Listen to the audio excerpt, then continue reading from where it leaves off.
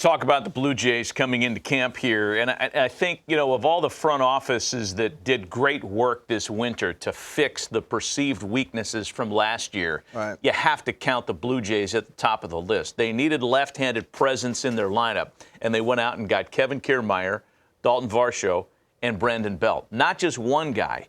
Three guys, including two who have been to All-Star games, who are senior leaders.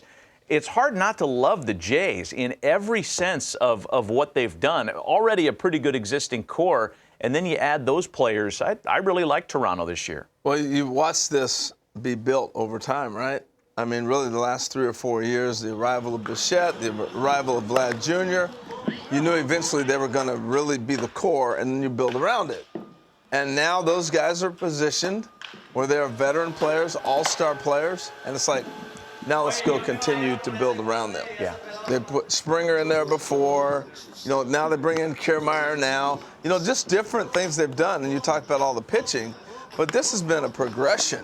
And I really believe they think now, let's put the pedal to the metal here. We're ready to make a run. Yeah, I mean, they've been good, not good enough the past few years. I think that's fair. We've kind of previewed their pitching staff. Manoah and Gausman, you know what you've got at the top. Berrios has to be better than last year. He was inconsistent. I think that's fair. And adding Chris Bassett is huge. Yeah, Huge move for them. We haven't talked about that enough. That rotation is every bit as good as the best rotations in the American League, not just in the division. Here's the X factor, the wild card. We saw what the ballpark alterations did in Baltimore. That enormous left field wall changed things for them. Yeah. The changes that they've made to the outfield fence in Rogers Center are different. It's a little hard to see here, but we'll kind of boil it down to this. The wall is lower in center. It's higher in the power alleys.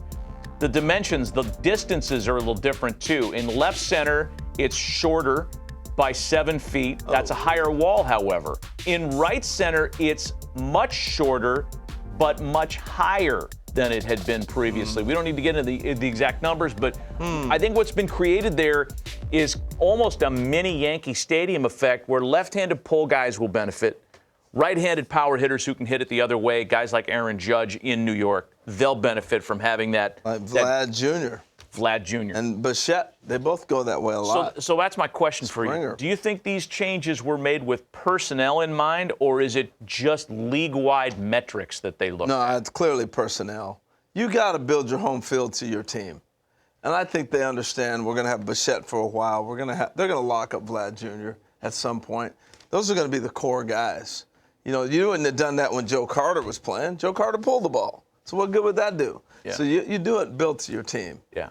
It's pretty interesting, though, man. I like the fact that these changes are afoot. Look, there's 3 ballparks that have made significant changes to their outfield dimensions. I think everybody watched what happened in Baltimore last year, and they saw the effect that it had on wins and losses, and they thought, why not? The Mets have done it this year as well. Citi Field's going to look and taste a little bit different out there in the outfield. Yeah. But the biggest changes for me are right here in Toronto for the very reason you lay out. Yeah, no, and it's been a long time. I mean, there has not been a change since that went in. What was that? When did it go in? 1990? Yeah, I mean, it's been a long time since that ballpark has even been touched.